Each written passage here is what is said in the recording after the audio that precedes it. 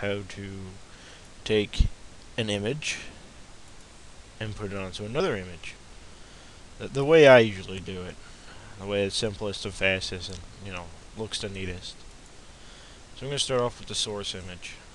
I'm going to introduce you to the Lasso tool.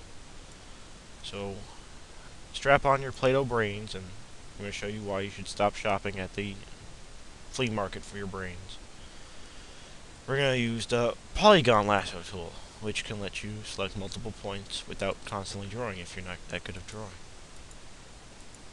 I'm just going to quickly, very softly. You could take more time in doing this, but I'm just going to go by really at a good pace. Just going to go around and around and around.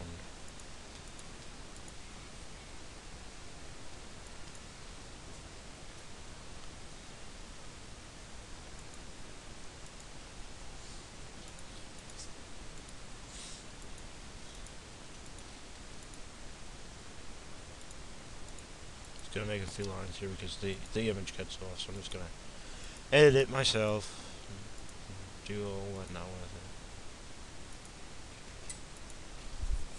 it. There, now we have that.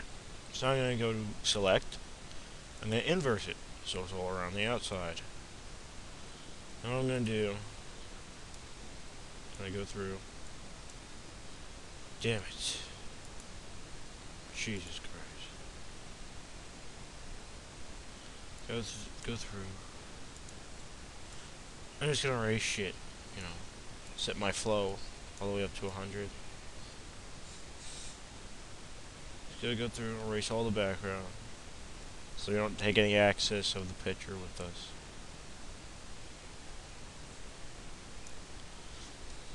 And now I'm gonna go select, inverse again. So now I have the image there that I want. You can fool around with it at this point to whatever you like. I'm just gonna go with my burn tool. The fire up here a little bit darker. So it looks a little bit more burning.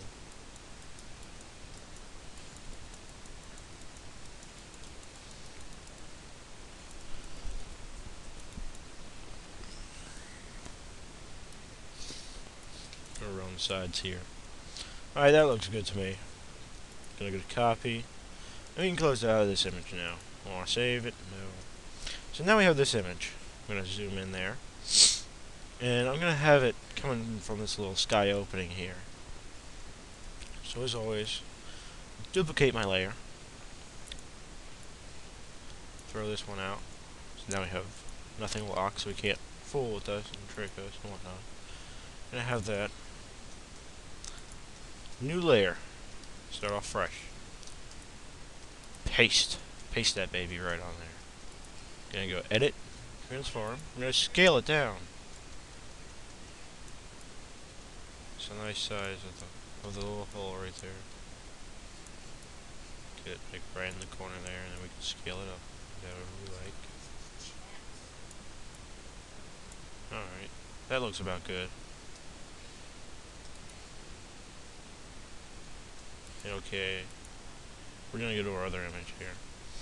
And we're just gonna make, since this is blue and that's orange, it really doesn't match. So we're gonna go to image, adjustments, unit saturation. Now we don't want to colorize it because it's gonna be too colorful. We're not gonna be able to get anything. See? So we're just gonna leave it like this. We're gonna bring it over here. So it's a nice orange like that. Bring it down maybe. Just like that. That works fine. That looks about good. Go through.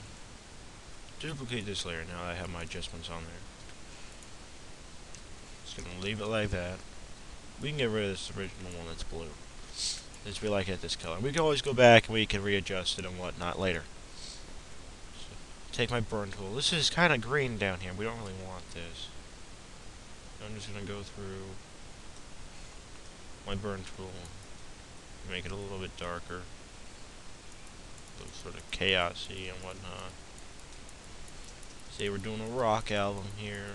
doing some cover art for a CD or whatnot, so we could quickly look at it in our truck while, you know, not swerving all over the road. It's got a nice little distinct picture right over here. Now, while I'm doing this, I would just like to bring up the point, if any of you guys have ever played Left 4 Dead, if you ever noticed how you could be anywhere and the tank will just automatically pick up a giant rock? You could be in the middle of a swamp, all mushy dirt and water. He'll just pick up a rock from anywhere and throw it at you. Did you ever notice that? I noticed that while playing it.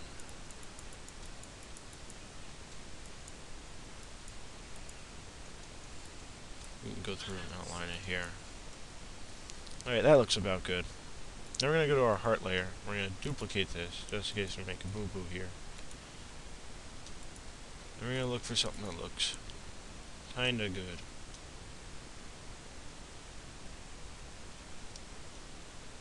Looks nice and light without doing overly.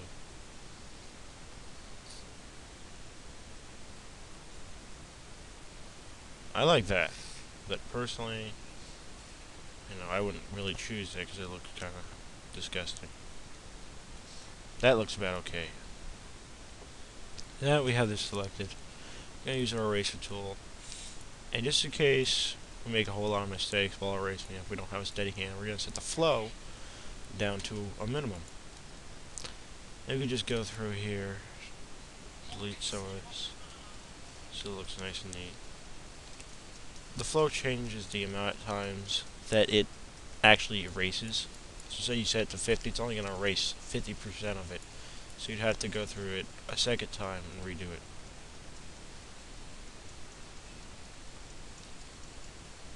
Go through, delete the sides over here.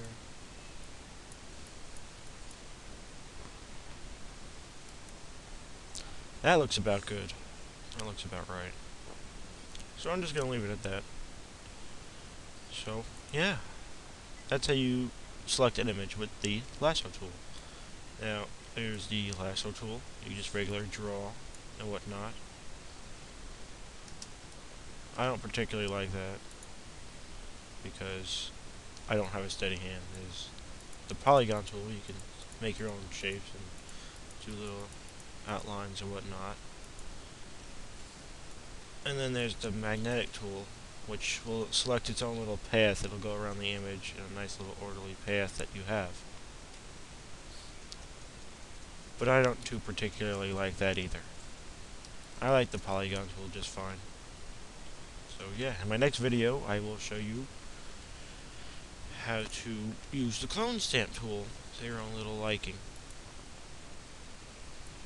So, with that said,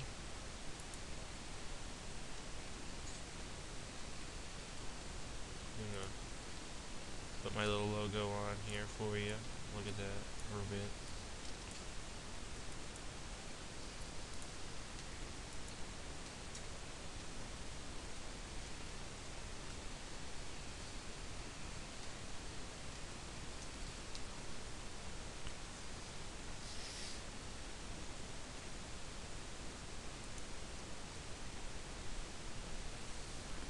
And there you go.